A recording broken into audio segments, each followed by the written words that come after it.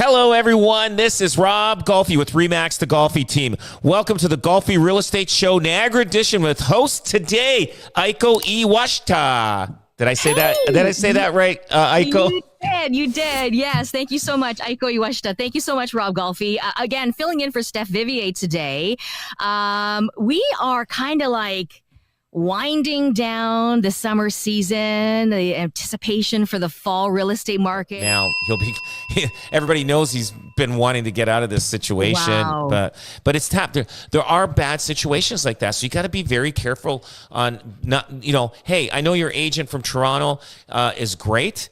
And he's going to help you buy something in Hamilton, Niagara. But guess what? If you buy in the wrong neighborhood, that agent from Toronto is not your friend. He is only thinking about himself, and he just wants to make money and drive all the way and sell you something in a neighborhood he has no clue of. So be very, very careful about that.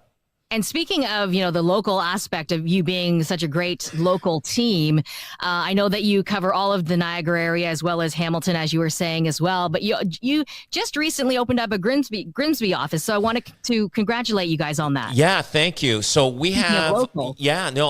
So we have a large Grimsby office, 8,700 square feet. So I have two businesses. One is the Remax Golfi Team, and then also we have Bright Workspace. It's a co-workspace.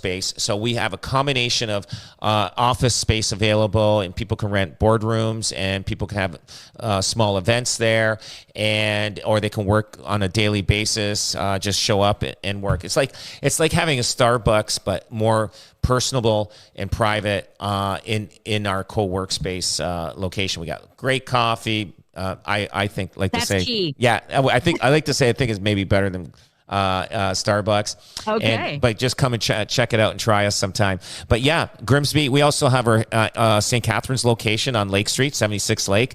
Check us out. We're opening up Golfi locations, Golfi Remax, and also the Bright Workspace locations. Okay. Well, we were just talking about, the age group of the 50 plus, maybe looking to buy the bungalow situation. Now, and this has always been a topic of conversation, the first time home buyers.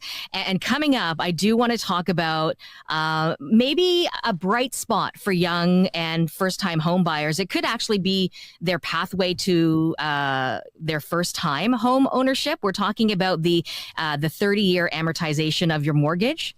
So we'll talk about that coming up. More on the Golfi Real Estate Show, Niagara Edition on 610 CKTB. Welcome back to the Golfi Real Estate Show, Niagara Edition on 610 CKTV. I'm Aiko Iwashita, filling in for Steph Vivier, and joined by none other than Rob Golfi himself. If you are looking in the market, you can always go online to robgolfi.com. That's ROBGOLFI.com. The phone number to call, 905-641-0308. And Rob, when we're talking about first-time home buyers, because this has been a topic of conversation for many years now. And I'm assuming will continue to be the topic of conversation. Now, I do know that the ability to now have a 30-year amortization for your mortgage is now a possibility for many. Is this a good thing? Is this a bad thing? Tell us about what we can expect with it. Yeah, it's a good thing because we need it because of the interest rates the way they are and because of the housing prices the way they are. So what they have announced is that on all first-time buyers, they will be able to qualify for a 30-year amortization, which is fantastic because it makes a difference on your monthly payment. Now, we are going to get used to that 30 years, and hopefully it doesn't go to 35 down in a decade down the road and 40 years. But it could be a slippery slope, right? Well, it is, yeah, because it's the only way for people to afford homes. And I think the UK had like 50 to 100 year amortization, and they basically passed their houses down to their kids, and as they're paying down the house, it would take generations to pay a house down because of how expensive it was. But it is the right direction. We need to build houses, and there is a shortage of homes, and houses, I'm going to tell you, they're going to be expensive for now on.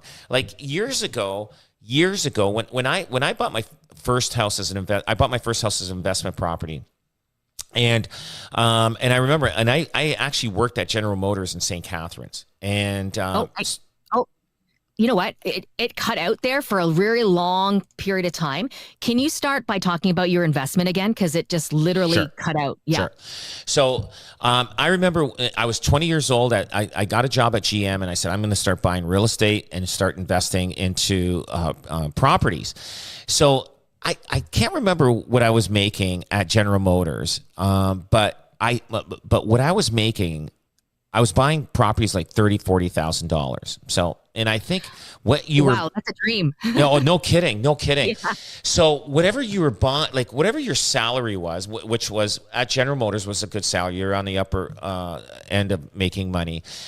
It was almost like, like 2 years salary worked out to almost or what you could buy, or even 1 year's salary, and that for investment property, not for like if you were looking to buy a property to move into yourself, you obviously would buy something a little more expensive, and it was affordable. Like even at the interest rates, the way they were, you were able to afford to buy a house, rent it out, and all the expenses were covered.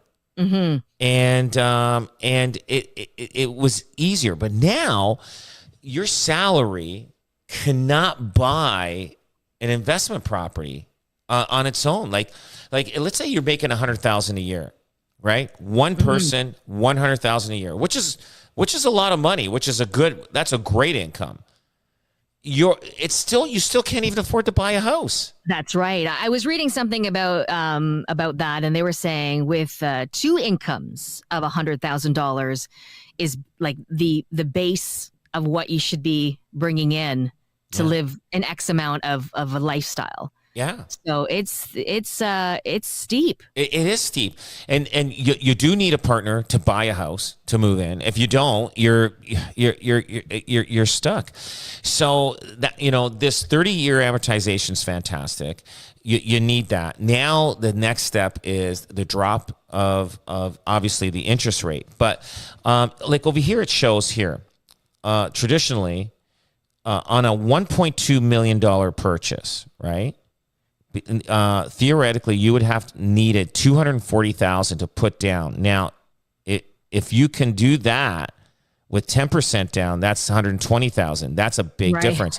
So if they can change the down payment over the $500,000, over the $1 million, and they just go 10%, that makes a huge difference.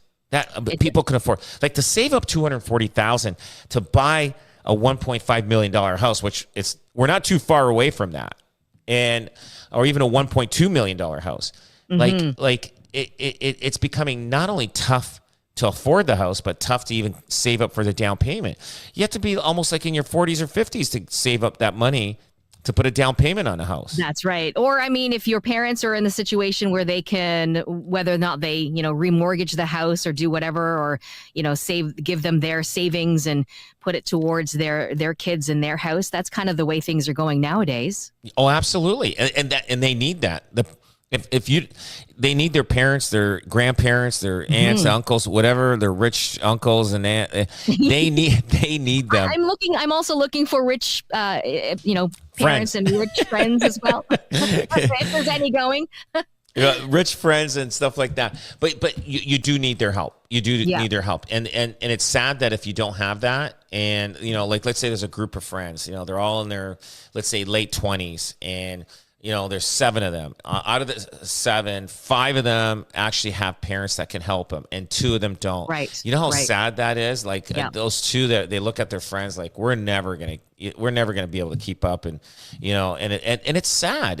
I get it. Like you know what I mean? Like it's you're gonna feel like kind of like not an outcast, but just kind of down on yourself for not able to own a house like your friends can, because they did get the help, and it's like it's hard, but the government they're doing things to help, and they're doing things with the now they haven't indicated what they're going to do with houses purchased over $1 million or 1.5 million. They haven't announced. They said they're going to do something, but it hasn't announced. That was the phone call I got just as we were just before starting the show And the guy called CMHC to see if there's any indication, and they don't have any indication yet, but they are working on something right now that will come out. I think it's going to come out in the next couple of months. But Okay, yeah. but the one thing it is something that we can kind of just maybe wait on just a little bit and see what they're going to say. Absolutely. So the 30-year amortization for first-time buyers purchasing new builds, which took effect August 1st, with the announcement, the first-time buyer of resale home who takes out an insured mortgage, which happens when a home buyer provides less than 20%. So you can go less than 20% and you get the 30-year amortization. And this also is offered 30-year loan repayment instead of 25-year term. The same would apply for any buyers, first time or not, who buys a newly built home. So, Okay. yeah. Okay. So it's a great thing. It will spark up new home sales. Okay. It will spark that up, which is good. And we need to build them, because we got a lot of people sitting on the sidelines right now, Aiko, just waiting and waiting and waiting. And people are immigrating into this country, and they're going to need homes. And again, like I said, there's going to be a rush. It's going to be a rush. And I always indicated this, and I always talk about this in 2026 and partially of 2027. I truly feel we're going to see another spike or boom in the real estate market. So if you can get in there before that time, I think it'll be very beneficial for yourself. It's funny how you're talking about, like, young people and, the dream of owning their house. And it's funny, I was just having a conversation about this the other day with a friend of mine who has, young kids who in the next 10 years would be in that bracket to want to buy their own house. And we thought, well, I mean, the only way they're going to be able to do that, because they're not going to be able to lean on us, they're going to have to win the lottery. Oh yeah. And we were talking, this week, the Lotto Max was at like 80 million. Oh my right? God. Yeah. So it's like, okay, so could winning the lottery, let's just dream big here. Let's just say that we won the lottery. We now have that extra money. Real estate always was a safe bet to invest. So are we still talking this would be a good investment? Let's just say we won 80 million and we need to spend it. Absolutely. But your life is going to change when you win. I always say, if I won, 50 million or 80, let's say $80 million, I would try to double that, try to make it now, like use it and invest. But it doesn't happen. It doesn't. It's unearned money. It's free money. You won it in the lottery. You're going to spend it. And the thing is, you got to almost take half of it away or more and put it aside. But there's a lot of people do bad investments in real estate when they win the lottery. So there was a guy in, I think he was in Niagara.